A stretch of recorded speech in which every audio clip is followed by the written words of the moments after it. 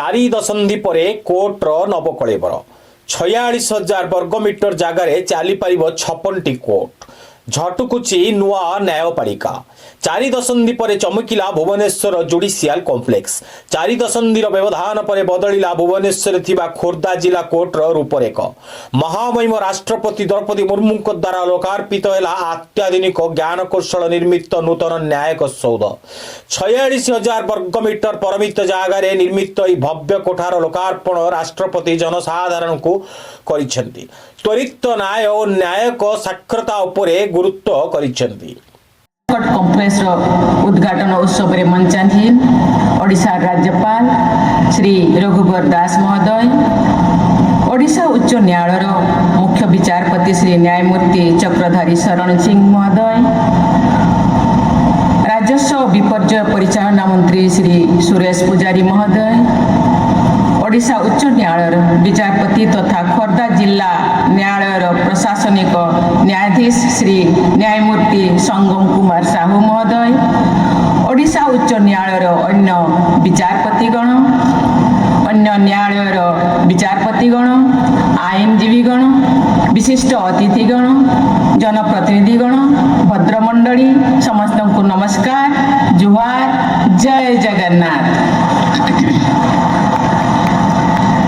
आज नवनिर्मित court complex को उद्घाटन करी मु विशेष आनंदित।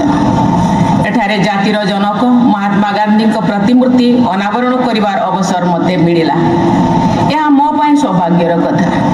महात्मा गांधी सर्वदा न्याय प्रतिष्ठा पाई अन्याय विरुद्ध रे संघर्ष करथिले।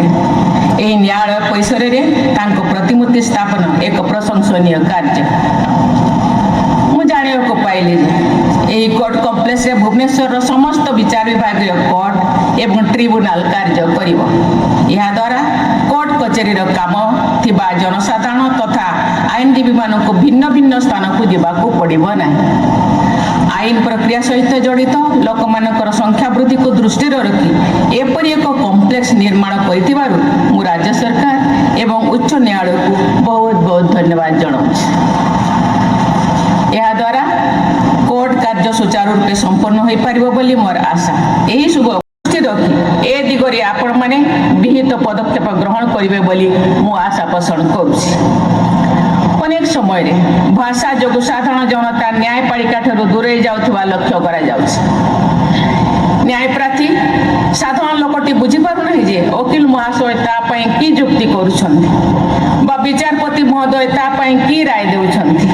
तेणु पर्यायक्रमे लोकमानक भाषा रे न्यायपालिकार कार्य संपादित हेबा आवश्यक। अवश्य ए क्षेत्र रे केतेक प्रशंसनीय पदक्षेप ग्रहण करा जायछि। गुरुत्वपूर्ण राय गुड़ी को आंचलिक भाषा रे अनुवाद करा जाय जनसाधारण अवगति निमंते उपलब्धि करा जिवा उचित।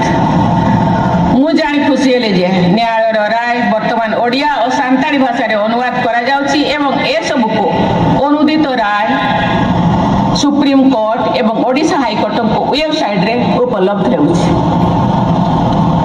ओडिशा सरकार आईन विभाग पक्षर अनुदित स्थानीय आईन गुड़ी को वेबसाइट रे उपलब्ध बोली जानी मु खुशी हेली। आशा करे यह लोक मानकर आईन साक्षरता को वृद्धि करिबारे सहायक हेबो। जिला न्यायालय एवं अन्यान्य न्यायालय सक्रियता उपरे त्वरित न्याय प्रदान प्रक्रिया मध्य निर्भर करे। कारण साधारण लोक माने न्याय पाइबा पाई विशेषतः एई सब न्यायालय द्वारस्थ होइथांती। झटकुची नुआ न्यायिक कोठा चारि दशंधि पर चमकुची भुवनेश्वर नुआ जुडिशियल कॉम्प्लेक्स राष्ट्रपति द्रौपदी मुर्मू करकमले उद्घाटित होइछि भव्य कोठा। राज्यपाल रघुवीर दास हाईकोर्ट मुख्य विचारपति जस्टिस चक्रधारी शरण सिंह उपस्थित कॉम्प्लेक्स लोकार्पण करिसेंती राष्ट्रपति।